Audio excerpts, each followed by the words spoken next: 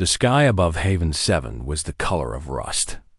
It had been that way for 3 years now, ever since the terraforming machines broke down and nobody came to fix them. The air smelled like metal and dust. The plants were dying. The water was running out. And today, the last transport ship was leaving Dot Park.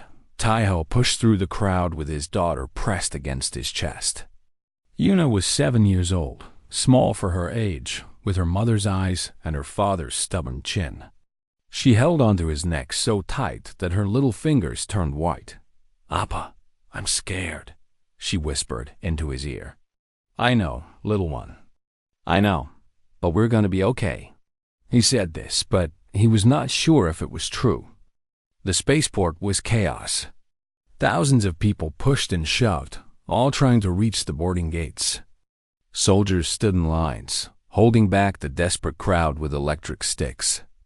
The transport ship sat on the landing pad like a silver whale, its engines already warming up. Tai-Ho had worked as an engineer in the mining tunnels for 12 years. His hands were rough and scarred. His back hurt from bending over machines all day. But none of that mattered now.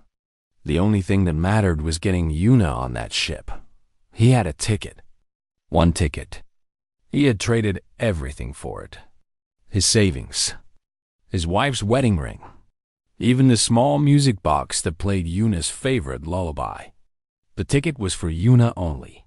Children under 10 could travel with an adult, but the adult needed their own ticket.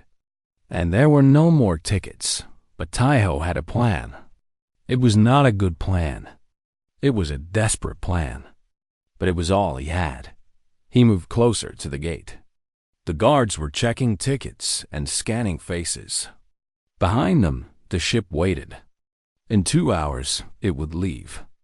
And Haven 7 would die. Tai-Ho remembered when this world was beautiful. He remembered green fields and blue skies. He remembered his wife, Jisoo, laughing as she planted flowers in their small garden. She had loved this world. She had believed in its future. Then the sickness came. It moved through the colony like a shadow. The medicine ran out. The doctors could not help. Jisoo died on a cold morning in winter, holding Tai-Ho's hand and singing softly to Yuna so their daughter would not be afraid. That was 2 years ago. Since then, Tai-Ho had lived for one purpose only, keeping Yuna safe. Now he was close to the gate. Very close. He could see the guards scanning tickets, waving people through. Some people were turned away. They screamed and begged, but the guards did not care. There were no more seats. The ship was full. Then something happened. A wealthy man in expensive clothes suddenly grabbed his chest. His face turned red, then purple. He fell to the ground, shaking and gasping. The people around him stepped back in fear. A woman screamed. The guards rushed forward to help Dot, and in that moment of confusion, Tai-Ho saw his chance. He moved fast. Years of working in tight mining tunnels had made him quick and quiet. He slipped past the distracted guards, through the open gate, and onto the boarding ramp. Yuna kept her face buried in his shoulder. She did not make a sound. She was a brave girl. The bravest girl in the galaxy. Inside the ship, people were finding their seats. Tai-Ho walked quickly, head down, looking for an empty spot. His heart was beating so loud he thought everyone could hear it. There, in the back. One empty seat. The seat that belonged to the man who had collapsed at the gate. Tai-Ho sat down. He put Yuna on his lap and wrapped his arms around her. They had made it. Against all odds, they had made it.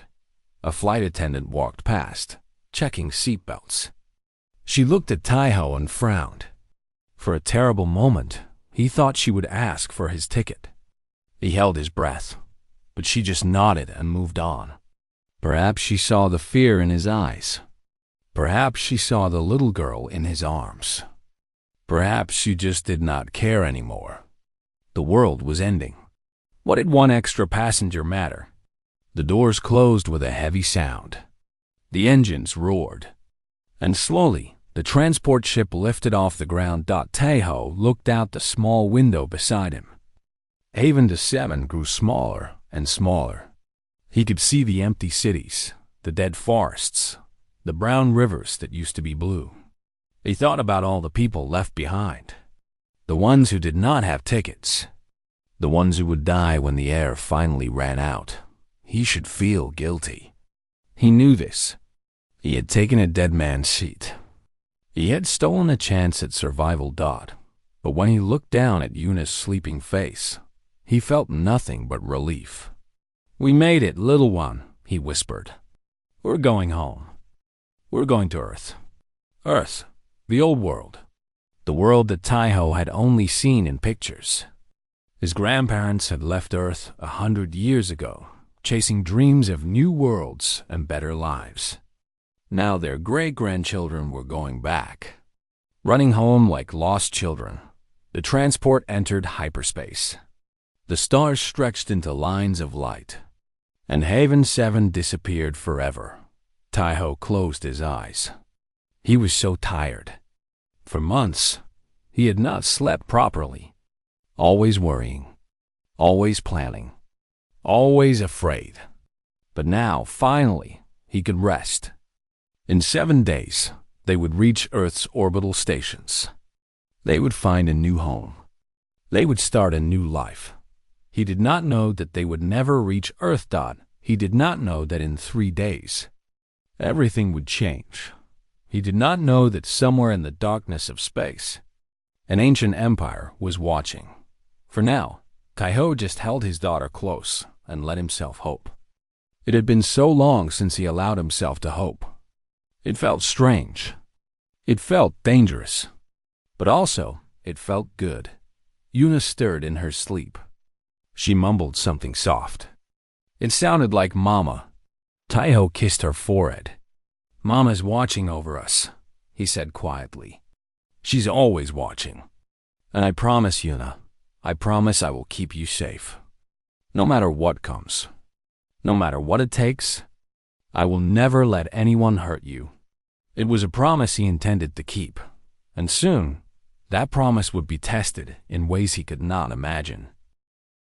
3 days into the journey, Taiho woke up to screaming. Red lights flashed across the cabin. Alarms screamed like wounded animals. The ship shook so hard that people fell from their seats.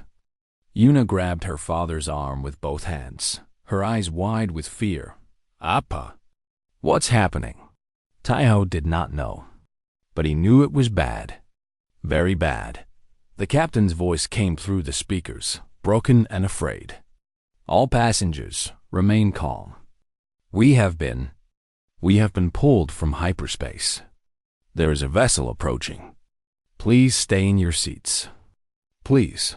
The voice cut off. The lights went dark. And then, silence. Taiho held Yuna against his chest. Around them, people were crying and praying. A woman nearby kept saying, "It's the Valorians. God help us. It's the Valorians." Taiho had heard stories about the Valorians. Everyone had. They were an ancient alien race that controlled a vast empire. They had been watching humanity for a long time. Sometimes they took ships. Sometimes those ships were never seen again. The transport shook again. There was a loud metal sound, like giant hands grabbing the hull. Then footsteps. Heavy footsteps coming from the front of the ship. The cabin doors opened. And Taiho saw them for the first time. The Valorian soldiers were tall, nearly 7 feet. Their skin was pale blue, almost silver. They had 2 arms and 2 legs like humans, but their faces were different. Sharp edges, high foreheads, and eyes that seemed to look right through you. They wore black armor that covered their whole bodies. They carried weapons that hummed with strange energy. And they moved without speaking, without emotion, like machines made of flesh. The lead soldier stepped forward. He was taller than the others, with silver marks on his armor. His voice was cold and flat when he spoke. "All humans will proceed to the cargo hold for processing. Resistance will result in termination. You have 3 minutes. People started to move. Some cried. Some begged. But the soldiers did not care. They pushed and pulled the humans like cattle, forcing them down the corridors and into the dark belly of the ship. Taiho walked with Yuna hidden under his coat. She was small enough to fit there, pressed against his stomach. He had told her to stay quiet and still, no matter what. She had nodded, her little face pale but determined. The cargo hold was cold and empty. The Valorians made all the humans stand in lines. Then the lead soldier walked slowly between them, holding a small device that beeped and glowed. "I am Commander Vale," he said. His voice echoed in the metal room. "You are now property of the Valorian hegemony. You will be sorted for work assignments. Those who are useful will serve the Empire. Those who are not—" He did not finish the sentence. He did not need to. Vale walked down the line, scanning each human. Young and strong people were marked with blue light. Old and sick people were marked with red. Taiho did not want to think about what the red light meant. Vale came closer. Taiho tried to control his breathing. He tried to look calm, but his heart was racing so fast he thought it might explode.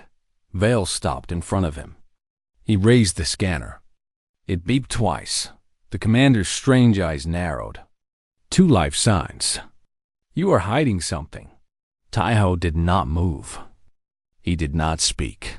Show me what is under your coat. Now. Still, Taiho did not move. 2 soldiers grabbed his arms. A third reached for his coat. Taiho did something he knew was stupid.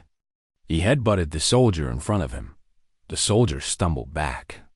Blood ran from his nose. Blue blood. The other soldiers raised their weapons. Energy hummed. One word from Vale and Taiho would be dust. But he did not care. All he could think about was Yuna. All he could feel was the need to protect her. It burned in his chest like fire. "Step aside," he growled. His voice did not sound like his own. It sounded like an animal. "You will not touch my daughter." Commander Vale stared at him. For a long moment, nothing happened. The whole cargo hold was silent. Humans and aliens alike watched this small man stand against an empire. Then Vale raised his hand. The soldiers lowered their weapons. He walked forward until he was standing right in front of Taiho. "Your daughter," Vale said. The word seemed strange in his mouth. "Explain this term." Taiho blinked. "My daughter. My child. The little girl under my coat. She is my daughter. You produced her? She shares your genetic material? Yes, she is mine. I am her father. I protect her. I would die for her." Vale tilted his head. He looked at Taiho like a scientist looking at a strange new insect. Then he pulled back Taiho's coat. Yuna looked up with tears in her eyes. She was shaking with fear. But she did not scream. She did not cry. She just looked at the alien commander with her mother's brave eyes. "Small," Vale said. "Weak, no use for labor. She should be processed." "No." Taiho's voice was iron. "No, you take her. You have to kill me first. And then I will come back from death itself and destroy everyone who touched her." The other humans gasped. The soldiers shifted uneasily. This was not normal behavior. Humans usually begged. They usually surrendered. They did not threaten an imperial commander. Vale studied Taiho for a long time. Something flickered in his cold eyes. Not fear, not anger. Something else. Something he did not understand. "Interesting," he said finally. "This will be reported." He turned and walked away. The soldiers did not kill Taiho. They did not take Yuna. They just left him standing there, holding his daughter, shaking with fear and relief. Hours passed. The humans sat in the cargo hold, waiting. Some slept. Some cried. Taiho held Yuna and told her stories about Earth, about blue oceans and green forests, about ice cream and sunsets, about all the wonderful things they would see when they got there. That he did not tell her they might never get there. He did not tell her they might die here. He just kept talking, kept holding her, kept pretending everything would be okay. Then the door opened. A soldier appeared. He pointed at Taiho. "You, the human with the small one. Come with me. Where are we going?" The soldier's face showed nothing. "The Empress wants to see you." Taiho's blood went cold. The Empress, the ruler of the entire Valorian hegemony, the most powerful being in this part of the galaxy. She wanted to see him. He picked up Yuna and held her close. He walked toward the door on legs that felt like water. He did not know what waited for him. He did not know if he would survive. But he knew one thing for certain. He would face whatever came. For YUNA. Always for Yuna. The corridors of the Valorian flagship stretched on forever. Taiho walked with Yuna's hand in his, following the silent soldier through halls of polished metal and strange light. Everything was clean and cold.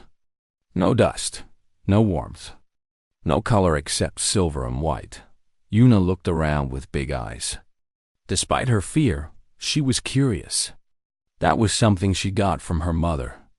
Jisoo had always wanted to understand everything. She would have been fascinated by this alien ship. She would have asked 1,000 questions. Taiho missed her so much it hurt. They passed windows that looked out into space.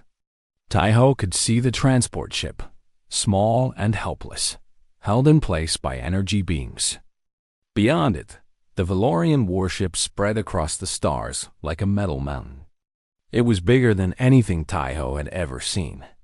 Bigger than Heaven 7's largest city. Bigger than his imagination. The soldier stopped at a massive door. Symbols glowed on its surface in a language Taiho could not read. The soldier pressed his hand against a panel. The door opened with a soft sound. "Enter," the soldier said. "Do not speak unless the Empress addresses you. Do not approach the throne. Do not make sudden movements." Taiho nodded. He picked up Yuna and held her against his chest. Then he walked through the door. The throne room took his breath away. It was vast. The ceiling rose so high that Taiho could barely see the top.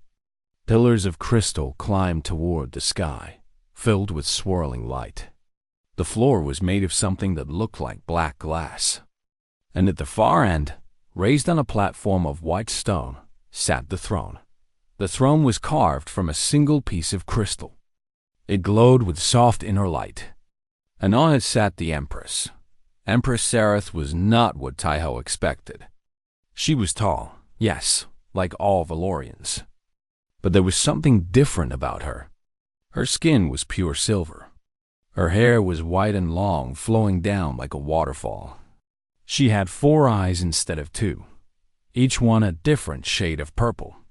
She wore robes of deep blue that seemed to move on their own, but the strangest thing was her stillness. She sat perfectly motionless, like a statue. Only her eyes moved, following Taiho as he walked toward the throne. He stopped at the bottom of the platform. He did not know what to do. Should he bow? Should he kneel? His heart was beating so fast he could barely think. The Empress's voice was low and smooth, like music. "This is the human who threatened my commander." Taiho said nothing. He remembered the soldier's warning. "Do not speak unless addressed." "You may speak," Sareth said. "I wish to understand. Commander Vale tells me you stood against armed soldiers. You attacked one of my men. You promised to return from death itself to destroy those who harmed your offspring." Her 4 eyes studied him with cold interest. "Why?" Taiho swallowed hard. His throat was dry, but he forced himself to speak. "Because she is my daughter." "Explain this further." "She is my child. I made her. I raised her. I raised her. I love her. She is everything to me. Love, Sareth repeated the word slowly, as if tasting it. This is a human concept. I have studied it in your texts and songs. It seems to be a form of chemical attachment, a biological trick to ensure genetic survival. It is more than that. How so? Taiho thought carefully. How could he explain love to someone who had never felt it? It was like explaining color to someone born blind. Love is not just about survival, he said finally. Love is giving yourself to someone else, caring about their happiness more than your own, being willing to suffer so they can be safe, being willing to die so they can live. This seems inefficient, Sareth said. You risk your own survival for a small, weak creature who cannot help you in return. This is not logical. No, Taiho agreed. It is not logical. But it is human. Yuna stirred in his arms. She had been quiet for so long, hiding her face against his shoulder. But now she lifted her head. She looked at the Empress with her bright, curious eyes. You're very pretty, Yuna said. The whole throne room went silent. The guards near the walls shifted uneasily. No one spoke to the Empress without permission. Certainly no one called her pretty, but Sareth's expression changed. Just slightly. The coldness in her eyes softened for a moment. You are not afraid of me, small one? Yuna thought about it. A little bit. But my Appa is here. He protects me. He always protects me. Even against an empire? Yes. Sareth looked from the child to the father. Taiho stood straight, even though his legs were shaking. He met the Empress's gaze. He did not look away. Tell me, Sareth said, leaning forward slightly. If I gave the order to take your daughter away, what would you do? I would fight. You would die. Yes, but I would fight first. I would fight until my last breath.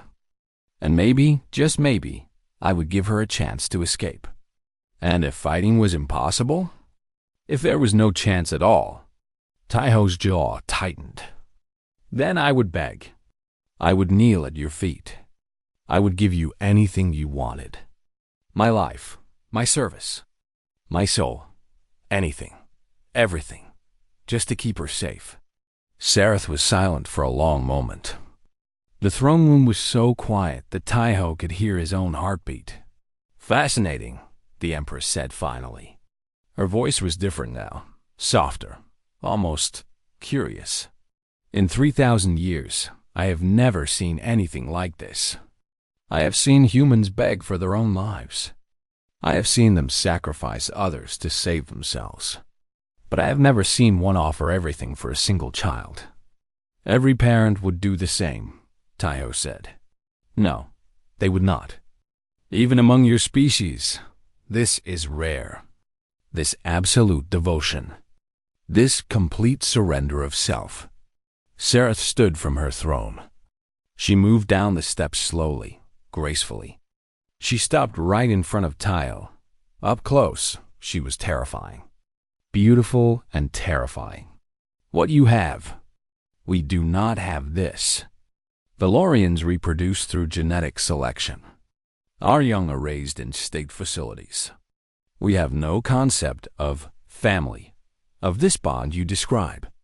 Then I feel sorry for you, Taiho said quietly. The guards gasped. No one pitied the Empress. No one dared, but Sareth just tilted her head. Sorry? Why? Because this bond, this love, is the best thing in the universe.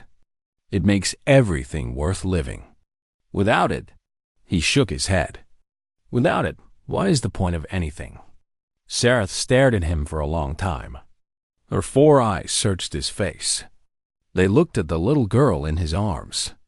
They saw the way Yuna held onto her father's shirt.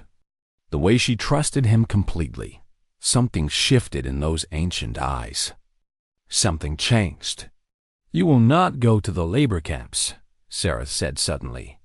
Neither of you. You will be given quarters on this ship.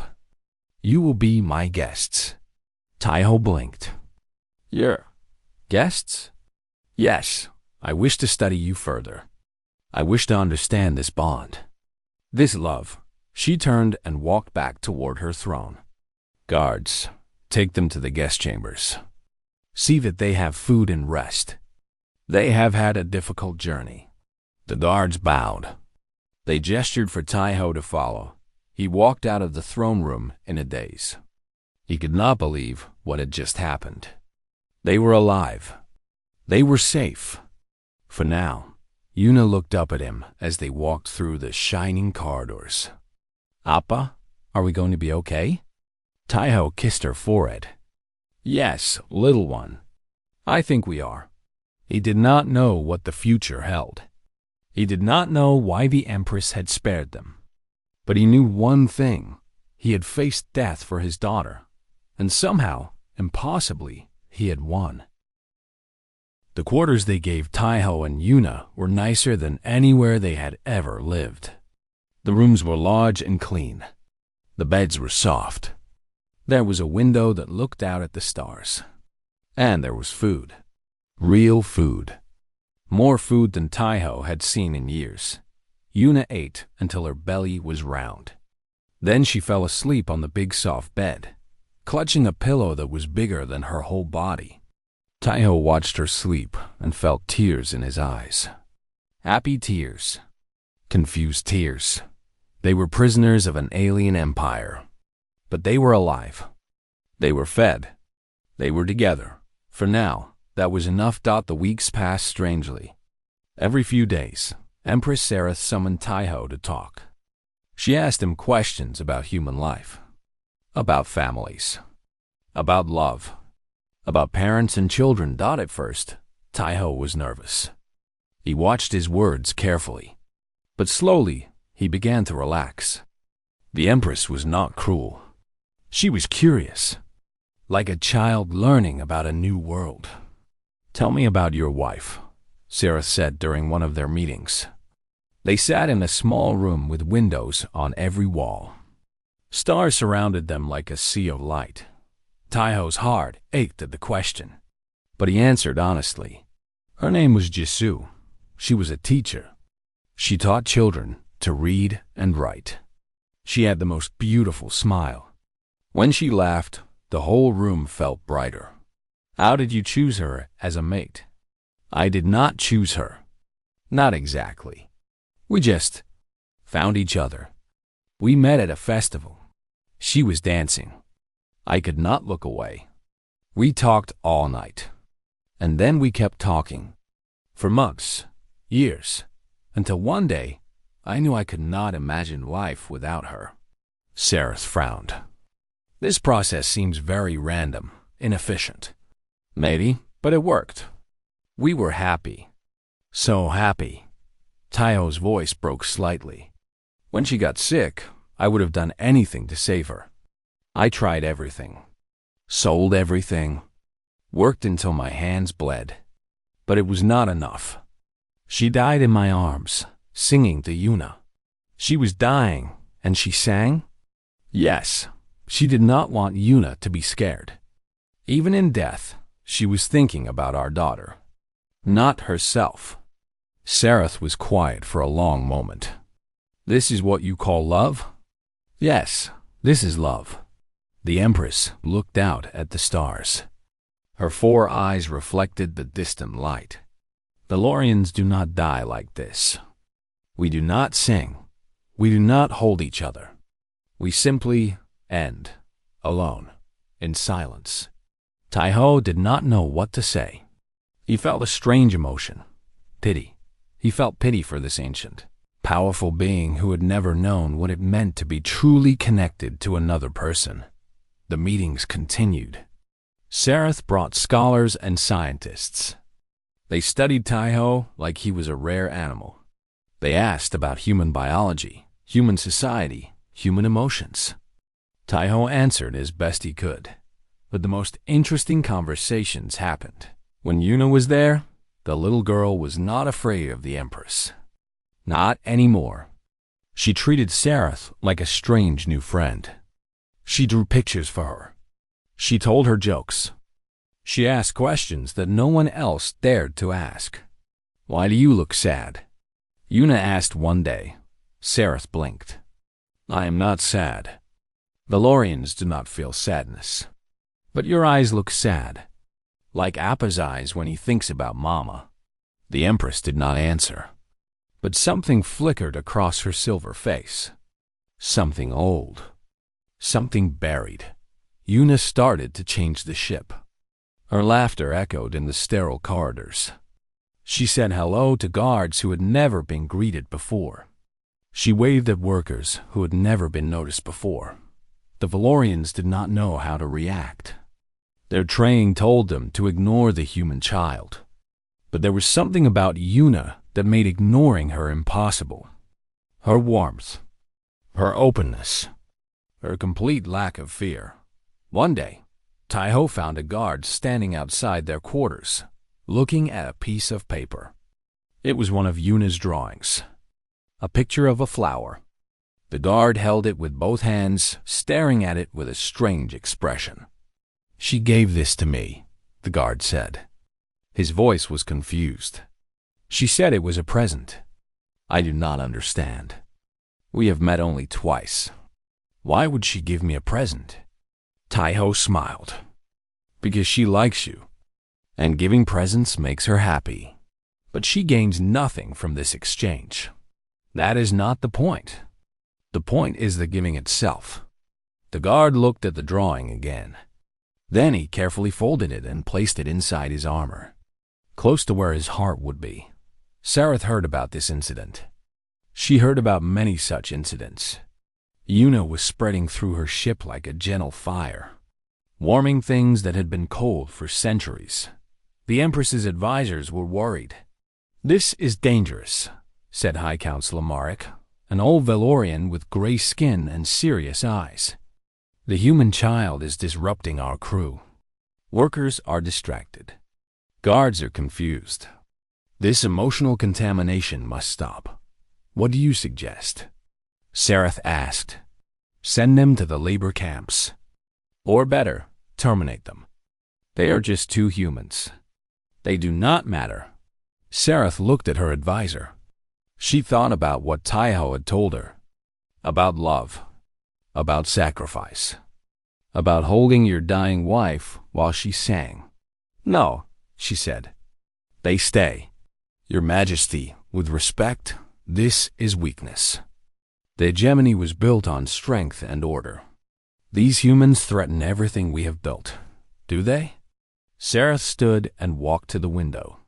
The stars were cold and distant, beautiful and empty. "Counselor, when was the last time you felt curious about anything? Curiosity is inefficient. It distracts from duty. When was the last time you laughed? Laughter is a human weakness. When was the last time you wanted to be with another person? Not for work, not for duty, just to be with them?" Marek was silent. He did not understand the question. Sareth turned back to face him. "The hegemony is 3,000 years old. We have conquered 100 worlds. We have achieved perfect order, perfect efficiency. And yet, our population shrinks each century. Our art has not changed in 1,000 years. Our people exist, but they do not live. I do not understand, Your Majesty." "I know. That is the problem." Sareth sat back on her throne. "The humans will stay. I will continue my research. You are dismissed." Marek bowed and left, but the concern in his eyes remained. That night, Sareth walked to the human quarters. The guards were surprised, but they let her pass. She found Taiho sitting by the window, Yuna asleep in his lap. He was humming a soft tune, a lullaby. "That song," Sareth said. "What is it?" Taiho looked up. He was not surprised to see her. He had learned that the Empress came and went as she pleased.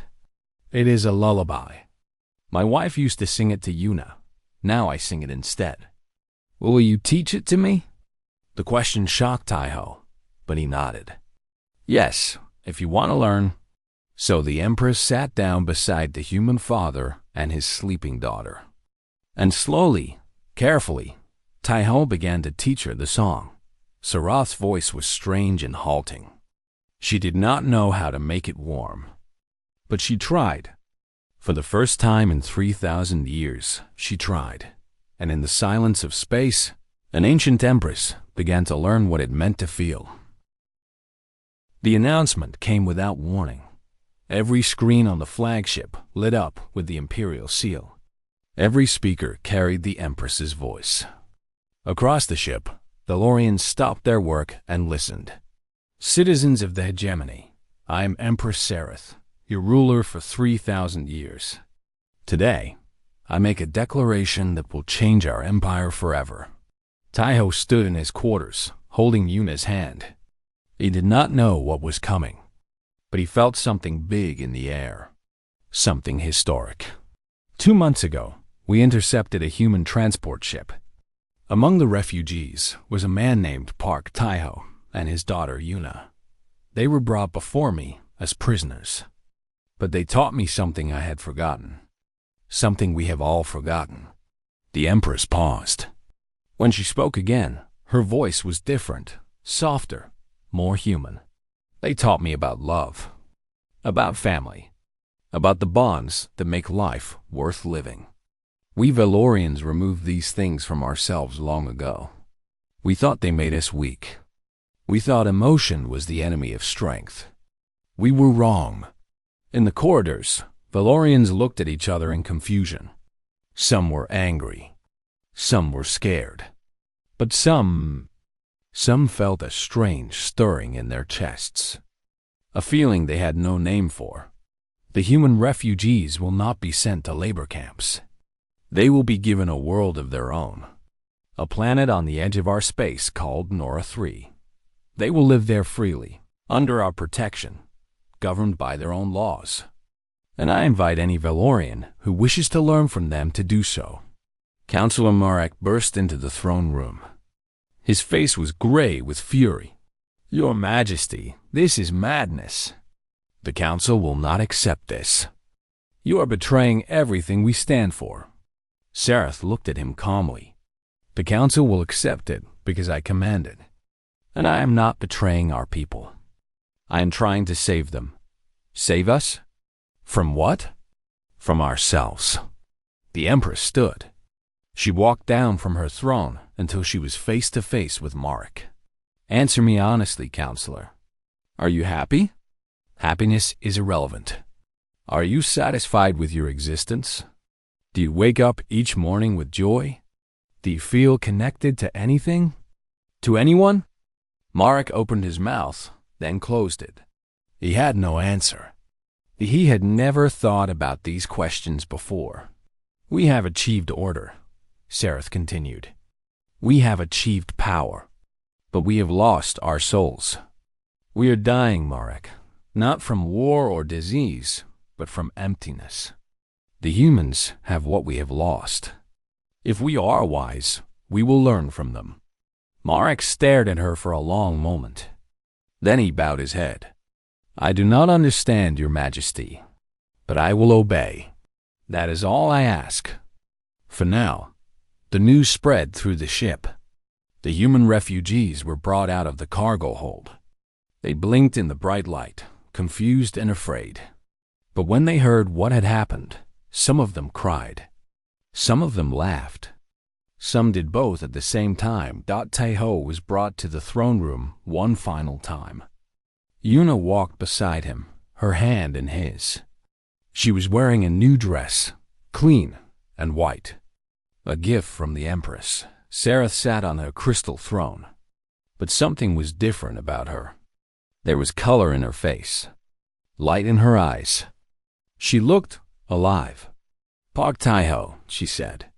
You came to me as a prisoner. You leave as a friend. More than a friend. You leave as the first human ambassador to the Valorian hegemony. Taiho's eyes widened. Ambassador? Yes, I want you to build a bridge between our peoples. I want you to teach us what you taught me. About love. About family. about the bonds that make life beautiful. She smiled. It was a small smile, awkward and unused. But it was real. Will you accept this duty? Taiho thought about his wife. About Jisoo, who had believed in a better future. About her dream of a world where everyone could live in peace. Yes, he said. I accept. Then go. Take your people to their new world. Build something wonderful. And when you are ready, invite us to see it. Taiho bowed. Then he did something that shocked everyone in the room. He walked up the steps of the throne. He stood before the Empress. And he hugged her. Sereth went stiff. No one had touched her in centuries. Touch was not part of Valorian culture. It was strange. It was uncomfortable. It was warm. Her arms hung at her sides. She did not know what to do. But slowly, hesitantly, she raised them. She placed them on Taiho's back. She hugged him in return. Yuna ran up the steps and joined the hug. Her small arms wrapped around both of them. Group hug, she announced happily. And in the ancient throne room of the Valorian hegemony, something cracked. Something hard and old and cold broke into pieces. In its place, something new began to grow. The journey to Nora 3 took 3 weeks. The planet was green and blue, with clean air and fresh water. It was small, but it was beautiful. A perfect place to start over. The refugees built their first settlement near a crystal-clear lake. They built homes out of wood and stone. They planted gardens. They opened schools. They laughed and cried and lived. Taiho stood on a hilltop, watching the first sunrise of their new world. The sky turned pink, then gold, then brilliant blue. Birds sang in trees that had never seen humans before. Yuna sat on his shoulders, just like she used to on Haven 7. But everything was different now. Everything was better. Appa, she said. Do you think Mama can see us? Taiho felt tears in his eyes. Yes, little one. I think she can. Is she happy? He thought about Jisoo, her smile, her laugh. Her last words, whispered in the darkness. Take care of our girl. Keep her safe. Show her the stars. Yes, Taiho said. I think she is very happy. Behind them, a shuttle landed. Empress Sereth stepped out, dressed not in royal robes, but in simple clothes. She walked up the hill slowly, looking at everything with wonder. It is beautiful, she said. I have seen 1,000 worlds, but none like this. That is because this one is home, Taiho said. Sereth stood beside him, watching the sunrise. Her 4 eyes reflected the golden light. I have made a decision, she said. I will stay here for a while. If you will have me. Taiho smiled. You are always welcome. Yuna waved at her. We're going to have breakfast soon. Do you want eggs? I can make eggs. Well, Appa makes them, but I help. Sereth looked at the little girl. This small, strange, wonderful creature who had changed everything. Who had reached into the heart of an ancient empress and found something still beating there. Yes, Sereth said. I would like eggs. They walked down the hill together. Human and alien. Father and daughter and empress. 3 beings from different worlds, brought together by something stronger than power or fear. Love, just love. And as the sun rose over their new home, Taiho whispered to the sky, to Jisoo, to the universe itself. I kept my promise, he said. I kept her safe. And somehow, we found a family. The wind carried his words toward the stars. And somewhere, somehow, he felt his wife smile. This was not the end of their story. It was only the beginning. There would be challenges ahead, struggles, conflicts. Not everyone would accept this new path, but they would face it together. Human and Valorian. Old worlds and new and love. That strange and powerful force would light the way.